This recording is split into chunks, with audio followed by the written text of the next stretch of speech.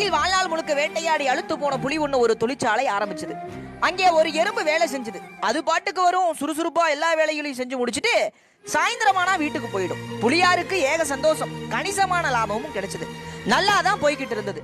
நம்ம ஆட்சியாளர்களுக்கு தோணுற மாதிரி நடுராத்திரி திடீர்னு புலியாருக்கு ஒரு ஐடியா தோணுச்சு. எறும்பு தனியாவே வேலை செய்யுது, அதை கண்காணிக்கிற அளவுக்கு நமக்கும் போதுமான அறிவில்லை. நாம எறும்பை கண்காணிக்கவும் ஆலோசனை சொல்லவும் ஒரு உற்பத்தி மேலாளரை ப்ரொடக்ஷன் மேனேஜர் நியமித்தால் உற்பத்தி அதிகமாகும்னு ஒரு தேனியை கொண்டு வந்தது.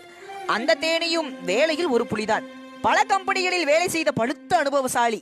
இப்போ அந்த கம்பெனி எல்லாம் இருக்குதான்னு மட்டும் கேட்காதீங்க. அந்த தேனி சொல்லுச்சு, பாஸ், எறும்பு அதன் போக்குல விட முடியாது. அதுக்கு முறையான ஒர்க் அவுட் ஷெட்யூல் போட்டு கொடுத்தா இன்னும் கூடுதலா வேலை வாங்கலாம். அதுக்கு நிறைய வேலை இருக்கு, எனக்கு ஒரு செக்ரட்டரி வேணும் அப்படின்னது.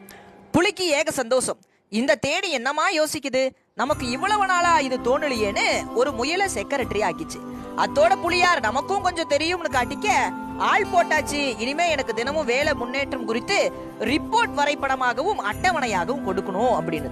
ஓகே பாஸ், அதுக்கு என்ன, பிரமாதமா செஞ்சிடலாம். அதுக்கு ஒரு கம்ப்யூட்டர், பிரிண்டர், ப்ரொஜெக்டர் எல்லாம் வேணும்னது. அப்படியே வாங்கிக்கிச்சு.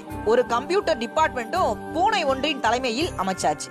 இப்போ ஏகப்பட்ட கெடுபிடி, நெருக்கடிகளால் விரக்தியடைந்த அந்த எறும்போட வேலையில் ஒரு தொய்வு வந்துச்சு. உற்பத்தி குறைந்தது. புலி நினைச்சது, எல்லாம் சரியா இருந்தும் ஏன் இப்படி? தேனியோட ஐடியாக்களை எறும்புக்கு விளக்கமா எடுத்து சொல்ல ஒரு தொழில்நுட்ப ஆலோசகரை போடுவோம்னு ஒரு குரங்குக்கு அந்த வேலையை கொடுத்தது. ஏற்கனவே டல்லான எறும்பை இப்போது குரங்கும் அதன் பங்குக்கு குழப்ப அன்றைய தினத்துக்கான திட்டமிட்ட வேலைகளை அன்றன்றைக்கே முடிக்காமல் போனது எறும்பு. மேலும் உற்பத்தி குறைவு, நஷ்டத்தில் இயங்கியது அந்த ஃபேக்டரி. எதை தின்னாதான் பித்தம் தெளியும் என்று மனநிலைக்கு ஆளான புலியார் நஷ்டத்தை சரி செய்ய என்ன செய்யலாம்னு ஆராய ஆந்தையை நியமிச்சது.